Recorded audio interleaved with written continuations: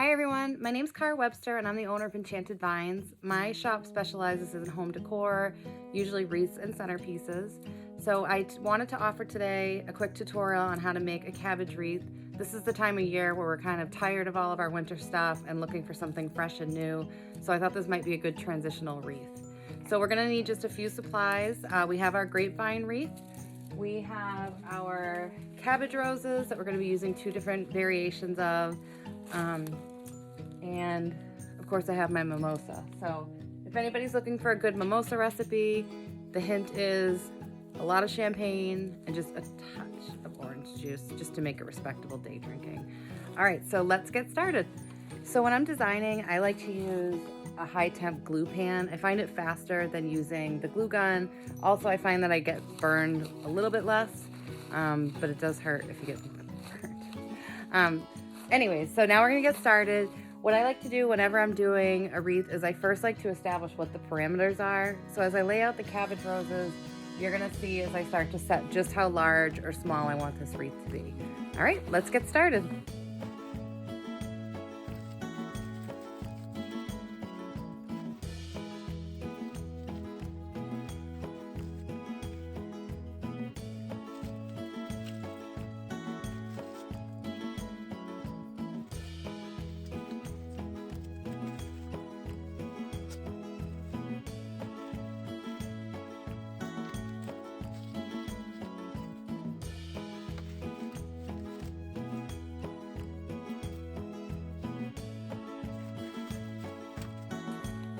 As you can see so far, I've started pointing these in different directions, and you always want to think about when you're doing a floral design, having things that kind of mimic nature. So flowers don't grow straight up and they don't all, go in one row. So I want these to kind of look like they're growing wild, they're in different directions. And then because these are all on these very malleable stems, as we go through, we might want to turn some a certain way once it's secured in there and the glue has dried. So let's keep going.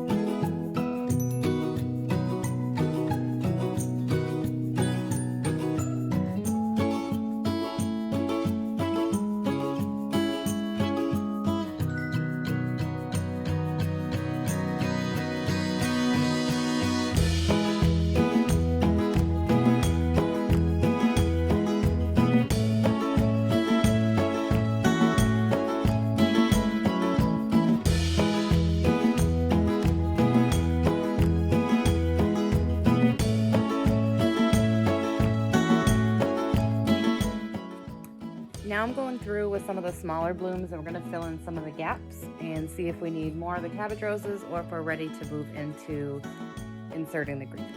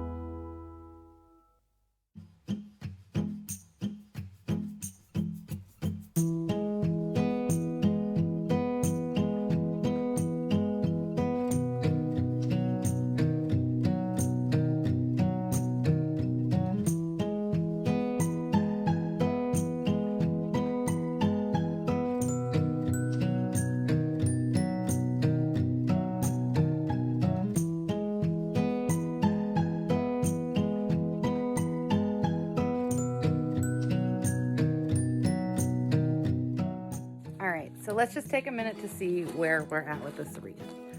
I think that I've broken up the colors enough. I think that there's a good parameter that's fairly round and symmetric. And I think it's time for us to start putting some greens in to just fill in all these gaps.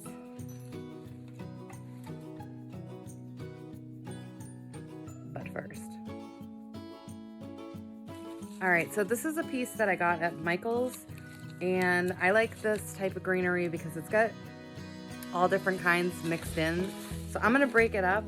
There are times that you could actually just take this and, you know, plug it into a wreath as is, but for this particular project, I do want to separate it. So this is different types of eucalyptus. It's got seeded eucalyptus, regular eucalyptus. It's got a little bit of boxwood, and it's got some type of fern. So this is new this season.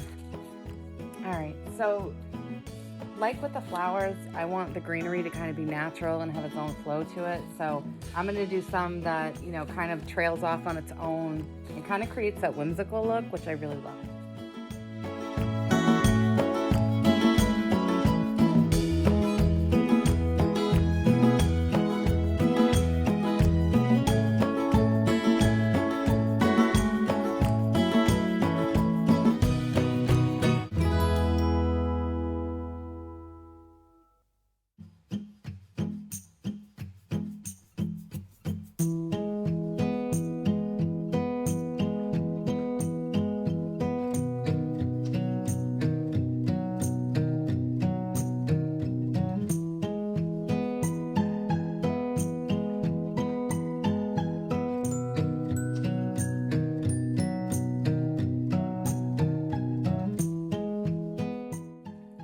As you can see with some of this as I'm working, there's some glue strings that are starting to accumulate on the wreath, and I wouldn't worry about that. When we're done this wreath, there are certain steps we're going to take to make it look nice and polished, so I would just keep going and we'll deal with those little nuisances in the end.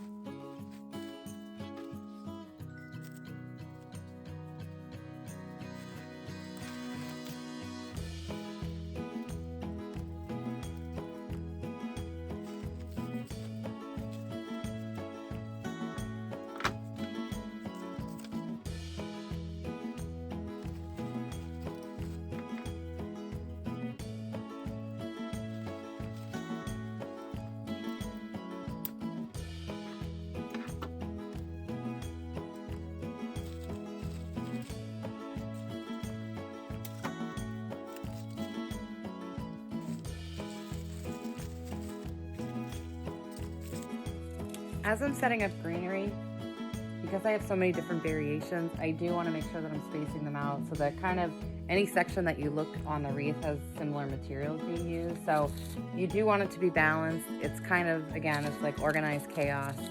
You want it to look wild and beautiful, but then also have the symmetry there so that it's a well thought out piece.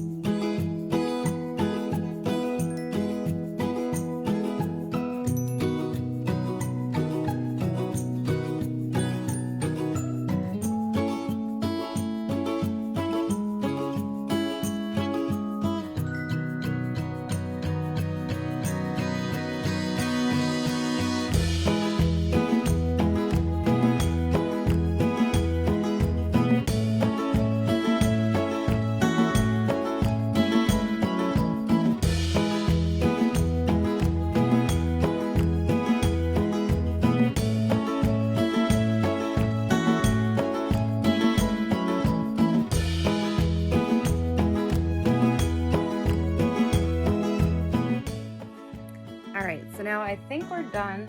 So some of this just needs to be fluffed up a little bit as I've been making additions to it. Some things have been pushed around a little bit. So the beauty of florals is they're so forgivable. You can bend them, you can cut them, you can add a stick to them if you cut them too much. You kind of can't go wrong. So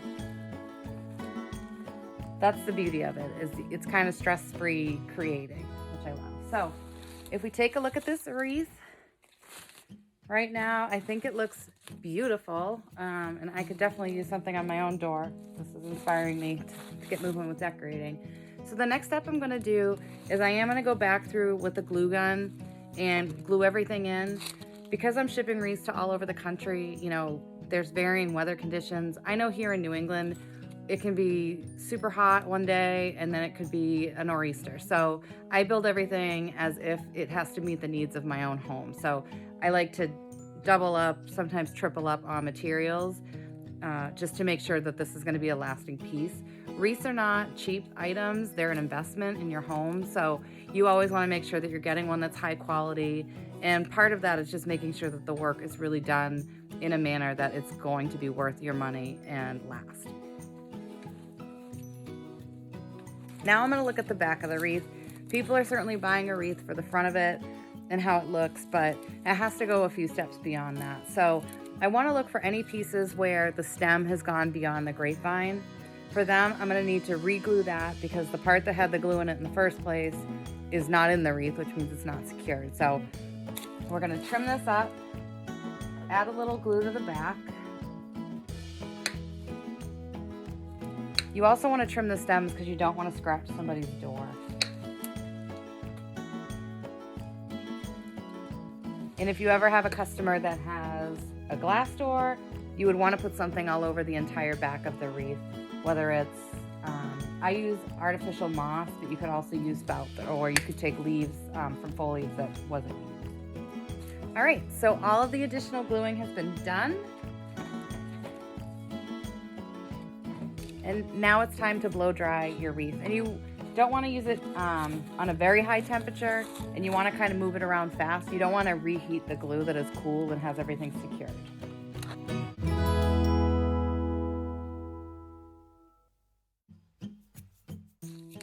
As I was blow drying this wreath, I did notice there was a little bit of a gap up here that I found to be inconsistent. So I'm going to add some greenery to it.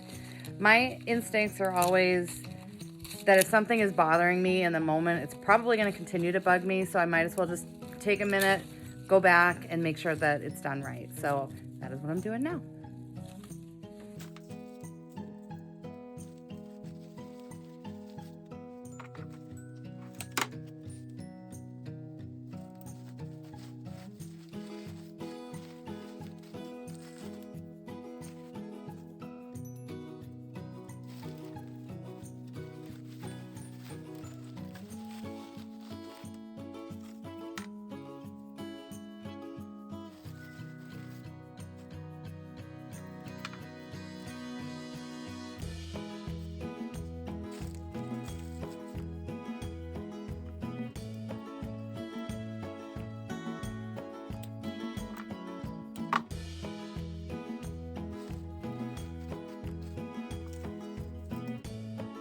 Okay, I'm so happy that I took a minute to fix that. I think that would have been nagging at me, and I don't think it would have been my best work, so I am so much happier with this.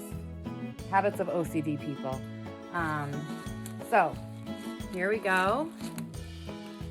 I am going to use the blow dryer on it, get all the glue hairs off, and then after that I'm going to be applying a UV treatment, and then it will be listed in my Etsy shop. So I hope you found this tutorial helpful. If there are any other topics that you'd ever like to do a video about, please let me know. I'd love to do it. Not a whole lot of other things to do right now during a pandemic. So again, thank you so much for watching. Be well.